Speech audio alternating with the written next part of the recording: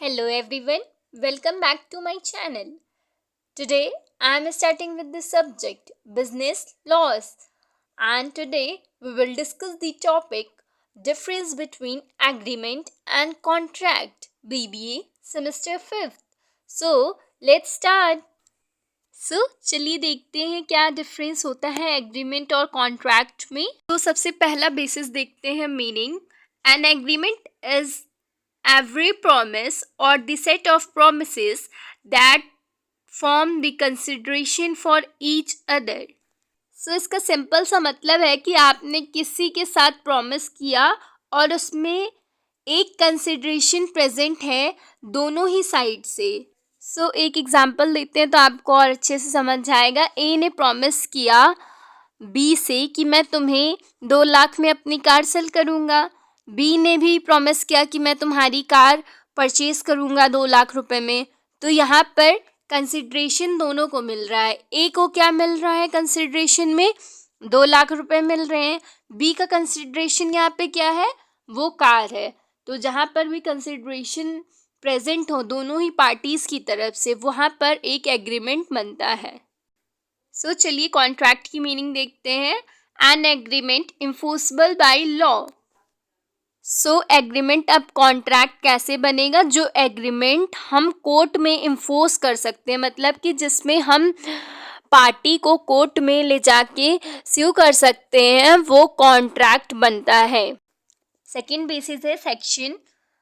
जो agreement define किया गया है इंडियन कॉन्ट्रैक्ट एक्ट 1872 में अंडर सेक्शन 2 क्लॉज ई में डिफाइन किया गया है। ऑन द अदर हैंड जो कॉन्ट्रैक्ट डिफाइन किया गया है सेक्शन 2 क्लॉज एच में डिफाइन किया गया है। थर्ड बेसिस है एलिमेंट।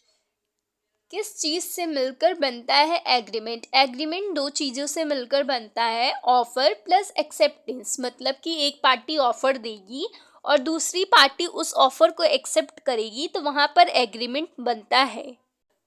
कॉन्ट्रैक्ट 2 चीज़ों से मिलकर बनता है, एक एग्रीमेंट और दूसरा इन्फोर्सेबिलिटी। मतलब कि एग्रीमेंट कॉन्ट्रैक्ट कैसे बनेगा? जब हम क्या कहते हैं उसको कोर्ट में इन्फोर्स कर सकते हैं, तब वो कॉन्ट्रैक्ट बनेगा। फोर्थ बेसिस है in writing agreement not necessarily. Agreement का रिटन होना एकदम नेसेसरी नहीं है। एग्रीमेंट ओरल और रिटन दोनों में ही हो सकता है, but on the other hand जो कॉन्ट्रैक्ट है वो नॉर्मली रिटन एंड रजिस्टर्ड ही होता है। बिकॉज क्या कहते हैं कॉन्ट्रैक्ट जो है लीगल ऑब्लिगेशन क्रिएट करता है, इतनी सारी फॉर्मेलिटीज़ होती हैं, वो आप ऐसे ही ओरली नहीं कर सकते हो, उसको आपको एक रिटन फॉर्म में करना ही होता है। फिफ्थ बेसिस है legal obligation. Agreement does not create legal obligations. जो एग्रीमेंट है वो लीगल ऑब्लिगेशंस क्रिएट नहीं करता है, बट वहीं जो कॉन्ट्रैक्ट है वो लीगल ऑब्लिगेशंस क्रिएट करता है। सिक्स्थ बेसिस है स्कोप। एग्रीमेंट का स्कोप बहुत ही वॉइड होता है, क्योंकि सारे ही एग्रीमेंट कॉन्ट्रैक्ट नहीं बन सकते हैं। आपको मैंने पिछली वीडियो में भी बताया था कि कई सारे ऐसे एग्रीमेंट होते हैं जो कि मे बी इलीगल हो या वॉइड हो, तो वो कॉन्ट्रैक्ट नहीं फॉर्म कर सकते हैं। और कई सारे ऐसे एग्रीमेंट होते हैं जैसे कि सोशल एग्रीमेंट, मोरल एग्रीमेंट, और भी बहुत सारे एग्रीमेंट होते हैं जो कि कॉन्ट्रैक्ट नहीं बन सकते हैं। इसीलिए जो एग्रीमेंट का स्कोप होता है वो बहुत ही वाइड है। ऑन द अदर हैंड जो कॉन्ट्रैक्ट का स्कोप है वो बहुत ही नैरो है, क्योंकि वही एग्रीमेंट कॉन्ट्रैक्ट बन सकते हैं जिनको आप कोर्ट में इन्फोर्स कर सकते हो। अगर ऐसे एग्रीमेंट हैं जिनको आप कोर्ट में इन्फोर्स नहीं कर सकते हो तो वो कॉन्ट्रैक्ट नहीं बन सकते हैं। इसीलिए इसका स्कोप बहुत ही लिमिटेड है, आप कह सकते हो, या फिर आप कह सकते हो नैरो है।